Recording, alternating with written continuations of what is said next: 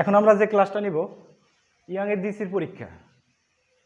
DC বলতে দুইটা চিহ্ন হয়, S1 এবং S2, আর আমাদের একটা মেন সোর্স থাকে, সেটা হলো S।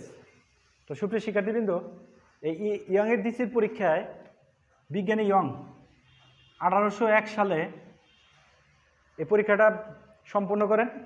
এই পরীক্ষার মাধ্যমে আলো যে তরঙ্গ আকারে সঞ্চালিত হয় সেটাকে আরও জোরালোভাবে সমর্থন করে।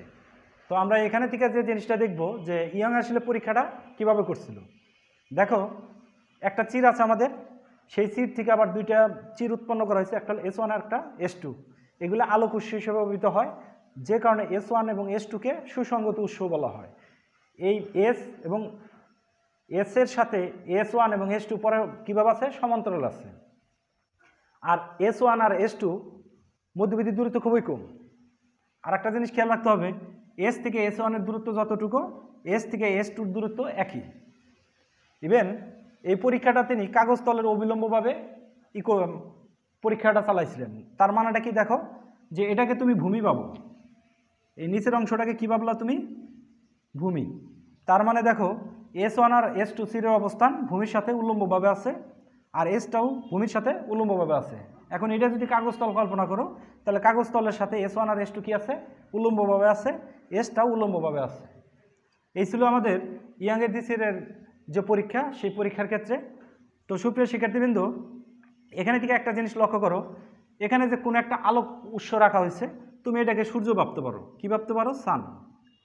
তাহলে আমরা জানি সূর্যের চারদিক থেকে কি আলো বেরোবে, এই আলো, কিছু আলো এই চিরের ভিতর দিয়ে প্রবেশ করবে। এখন যখন এই চিরের ভিতর দিয়ে প্রবেশ করবে, বেরোনোর সময় দেখো তারা গোলীয় তরঙ্গ হিসাবে আলোটা বেরোচ্ছে। তার কি হিসেবে বেরোচ্ছে, গোলীয় তরঙ্গ হিসাবে বেরোচ্ছে। এখন S থেকে S1 এর যে দূরত্ব, S থেকে S2 এর একই দূরত্ব। তার মানে এই গোলীয় তরঙ্গের যে অংশটা এখানে প্রবেশ করবে, ঠিক সেম দশার আর একটা গোলীয় তরঙ্গ এখানে প্রবেশ করবে। তার মানে S1 এবং S2 দুইটা গোলীয় তরঙ্গের উৎস হিসাবে বিবেচিত। তাহলে দেখলাম আমরা এখানে থেকে যে তরঙ্গ আপতিত হবে, একই তরঙ্গ এখানে আপতিত হবে। এখন এখান থেকে যে তরঙ্গ, আলোক তরঙ্গটা বেরোবে, সেটা কি বেরোচ্ছে আমাদের, দেখো এটা বেরোচ্ছে। আবার এখান থেকে একটা আলোক তরঙ্গ বেরোচ্ছে, এটা। এখন S1 এবং S2 যেহেতু সুসংগত উৎস, সে হিসেবে আমরা বলতে পারি যে এটা থেকে যে তরঙ্গ বেরোবে তার বিস্তার A, এটা থেকে যে তরঙ্গ বেরোচ্ছে তারও বিস্তার এই। এটা থেকে যে তরঙ্গ বেরোচ্ছে তার তরঙ্গ দৈর্ঘ্য ল্যামডা, এটা যে থেকে যে তরঙ্গ দৈর্ঘ্য বেরোচ্ছে আলো, সেটা ল্যামডা। এই আলোক তরঙ্গের কম্পাঙ্ক যদি F হয়, এই আলোক তরঙ্গের কম্পাঙ্ক কত হবে, F। তার মানে সেই কন্ডিশনে আমরা এই দুটাকে কি বলতে পারি, সুসংগত উৎস বলতে পারি। তাহলে এখন দেখো যে এভাবে আলোক তরঙ্গগুলো বেরিয়ে যাচ্ছে, তারা কিছু কিছু পয়েন্টে মিলিত হয়েছে, একটা পয়েন্ট, একটা পয়েন্ট, একটা পয়েন্ট, এই পয়েন্ট, এই পয়েন্ট। আর ম্যাক্সিমাম অঞ্চল কি হয়, তারা মিলিত হয় নাই। আমরা গত ক্লাসে দেখছি যে সমদশায় যদি হয়, উপরিপন্ন হয়, তাহলে সেখানে কি তৈরি করে, গঠনমূলক। যদি বিপরীত দশায় হয়,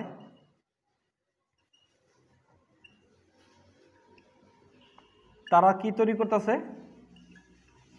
ধ্বংসাত্মক। তাহলে দেখো, সমদশায় যদি উপরিপন্ন হয় তাহলে গঠনমূলক, বিপরীত দশায় উপরিপন্ন হলে তারা কি হবে, ধ্বংসাত্মক। সমদশায় কোনগুলা, যেগুলা প্রকৃতপক্ষে মিলিত হয়েছে সেগুলো হলো সমদশা, আর যেগুলো প্রকৃতপক্ষে মিলিত হয় নাই সেগুলো হলো বিপরীত দশা। তাহলে দেখো, সমদশা এটা মিলিত হয়েছে, এখানে মিলিত হয়েছে, এখানে মিলিত হয়েছে। ইভেন তিনি একটা কাজ করলেন, এই পাশে একটা পর্দা রাখছিলেন, কি পর্দা, পিয়ার। তাহলে যেখানে মিলিত হয়েছে সেখানে গঠনমূলক, যেখানে মিলিত হয়েছে সেগুলো কি গঠনমূলক, যেটা যেটা মিলিত হয়েছে সেটা কি আমার গঠনমূলক। তিনি শুরুতে যে কাজটা করছিলেন, এখানে সূর্যের সাদা আলো ব্যবহার করছেন, অর্থাৎ মোট কথা সাদা আলো ব্যবহার করছেন।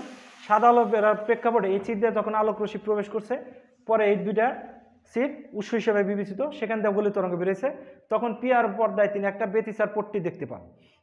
ইভেন আর একটা কাজ করছেন তিনি, যে এখানে একবর্ণীয়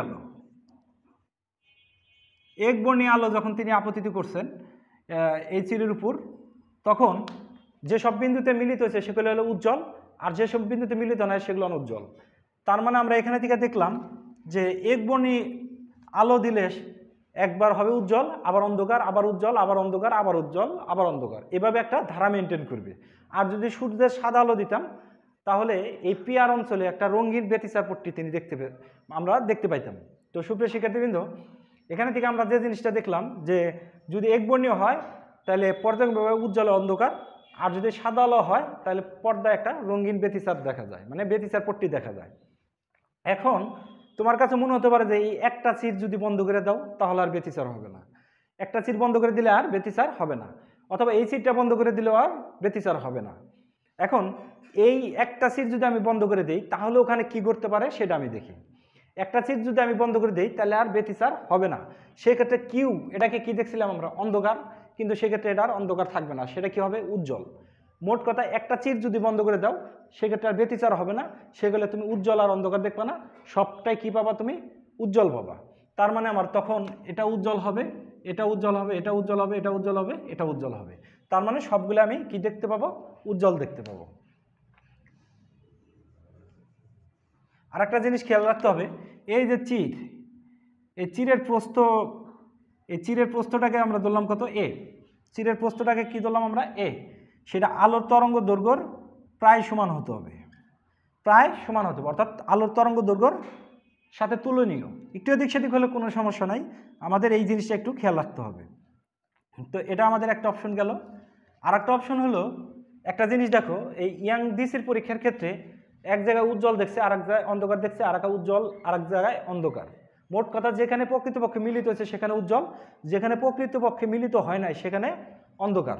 তো সুপ্রিয় শিক্ষার্থীবৃন্দ, আমরা শক্তি বলতে কি বুঝি আলোক শক্তি, তাহলে পি বিন্দুটা উজ্জ্বল দেখাচ্ছে তার মানে আলোক শক্তি ওখানে আছে, কিউ বিন্দুটা অন্ধকার দেখাচ্ছে সেখানে কি আলোক শক্তি আছে নাই, তাহলে দেখো এখানে কি শক্তির সংরক্ষণশীলতার নীতিটা খাটে। শক্তি সংরক্ষণশীলতার নীতি আমরা জানি কি, যেখানে শক্তি সৃষ্টি করা যায় না, ধ্বংস করা যায় না, এক শক্তি থেকে অন্য শক্তিতে রূপান্তর করা যায় মাত্র। তাহলে দেখো পি বিন্দুটা উজ্জ্বল তার মানে আলোক শক্তি আছে, কিউ বিন্দুটা অন্ধকার তার মানে কি আলোক শক্তি আছে নাই, তার মানে কি আমার এখানে কি শক্তির সংরক্ষণশীলতার নীতি কি রক্ষিত হয় না লঙ্ঘিত হয়। আপাতত দৃষ্টিকোণ থেকে মনে হয় যে লঙ্ঘিত হয়েছে, আসলে লঙ্ঘিত না, এখানে রক্ষিত আছে। কারণটা হলো কিউ এর যে আলোক শক্তি ছিল সেটা সে হয়তো পিকে প্রদান করছে অথবা ওকে প্রদান করছে, তার মানে এখানে যে মোট শক্তি ছিল সেটা অপরিবর্তনীয়। আমি আবারও বলি কথাটা, পি এর আলোক শক্তি আছে রাইট, কিন্তু কিউ এর আলোক শক্তি নাই, মানে অন্ধকার, অন্ধকার তো কোনো শক্তি নাই, তাহলে সেই অপশনের ভিতর তার শক্তিটা গেল কই, সে করছে কি তার কিউ এর শক্তিটা এই পি বিন্দুর আলোক, পি বিন্দুকে কিছু প্রদান করছে অথবা কিউকে প্রদান করছে, তার মোট শক্তির কোনো পরিবর্তন হয় নাই।